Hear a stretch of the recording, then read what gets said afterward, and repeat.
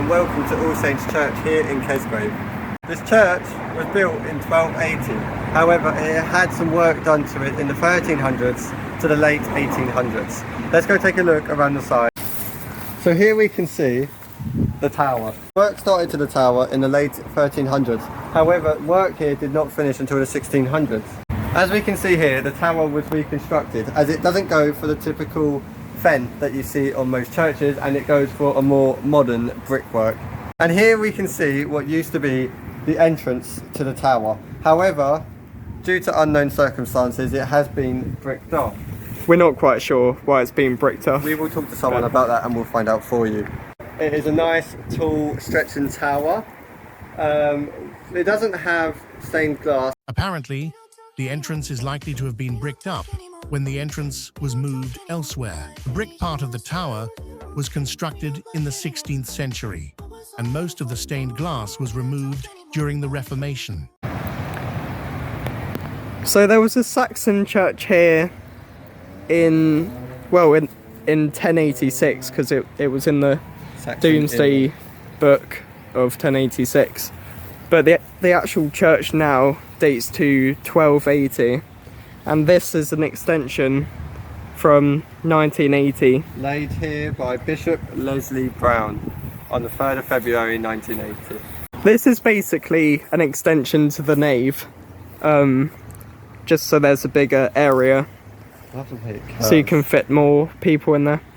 I do love the way it curves like that. Like, look, it's not. They could have just gone for a flat wall, but they went for a curve. Yeah, it's a nice nicely. design. I do like that. I think this is the chapel here, St. Francis Chapel. Yes, But if you look, this is quite interesting. You've got the traditional stone going all the way down, and then they actually raised the roof, as you can see by the more modern bricks. So they actually raised the heights of the nave. And here is arguably my favourite part of any churches, which is the stained glass. And it looks like it's all been plastered over, probably just to protect it in the future. As well for heating. Keeping heat Yeah, inside. it could be Who for knows- insulation. Who knows what condition this church is underneath all this plastering. Yeah.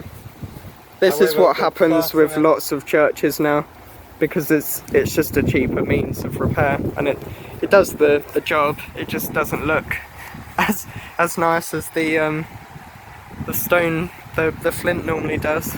We think this is the community hall over here. This church grounds are actually quite big compared to other churches that we've actually seen. In Kesgrave here, this church is very involved with the community, even having their own sort of food bank supply in there to help out with the local community. Yeah, this is the church hall. This is where all the community events happen. This is a really nice angle of the church, actually. It is now time to head inside.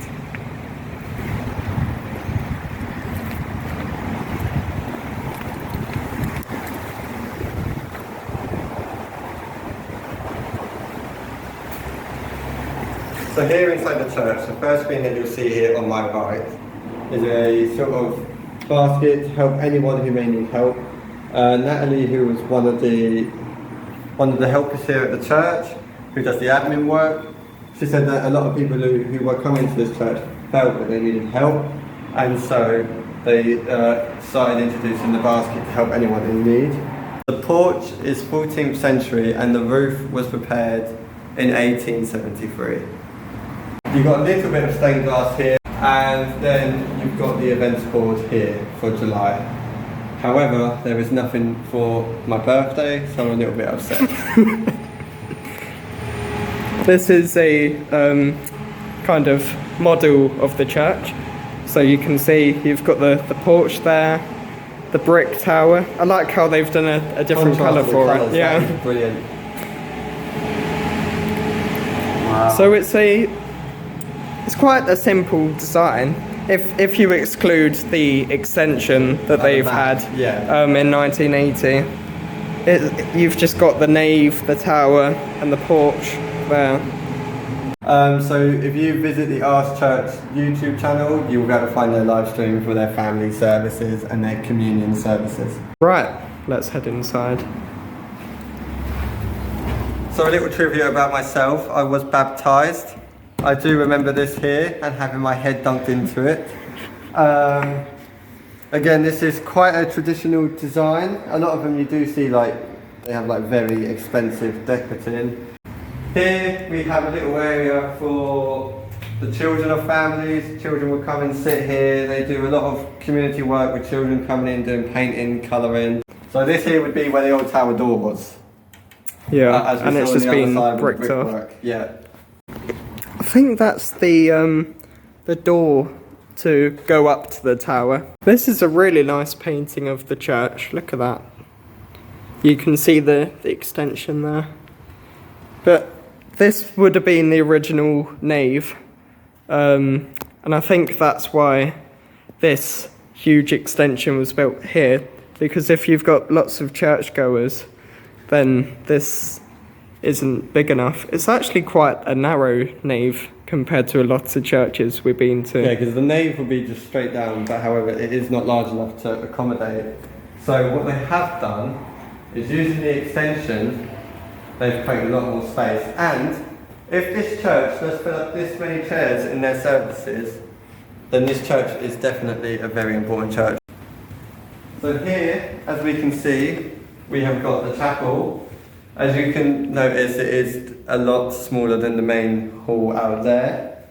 There's actually another piece of stained glass over here, which looks more original than the modern main stained glass there. I don't think you can see that from the exterior.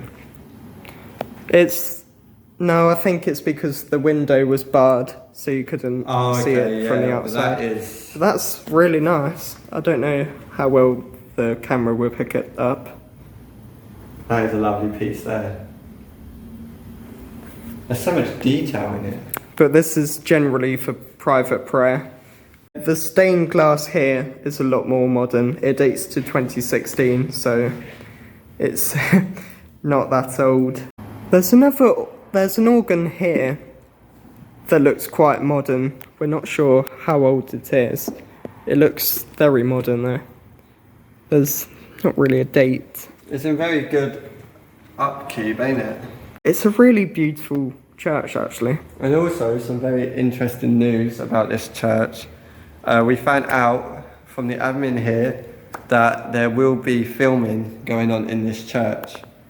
They said that there will be someone out to film like once every 2 months here, which is great news for this church, and hopefully that means some redevelopment in here in this church. Yeah, hopefully it will kind of get more funding. Funding to it. Yeah. Pay for more events, get more of the community involved. Who knows? During the 15th century, perpendicular windows were placed in the north wall of the nave to let more light in the church. During the Reformation, the church was desecrated, and this was worsened by the Puritan Purge in 1643. Superstitious images in stained glass was removed. The 18 cherubims, angels on the nave roof, were taken down, and the chancel was leveled. In 1807, the church became neglected and unsafe for worship. This was slowly improved by 1843 after replastering and replacements. In 1873, the roof was repaired and a new roof was placed on the porch. In 1884, the interior was refurnished. We really enjoyed coming here though, and if you're in the local area, we highly suggest coming here. It ain't hard to miss this church either. It's just off the main road. It's off the main road. It's a massive church. You really can't miss it. No. But yeah, it's a really nice church. Very old actually, if it dates back to the Saxon age. Era, yeah. Well, I think that's everything for this church. So we hope you enjoyed the video. And we're always so happy to come here and to come to these churches to record these videos. Yes, it's a privilege. But remember to subscribe, like, and turn notifications on so you don't miss another video. Thank you for watching. Thank you.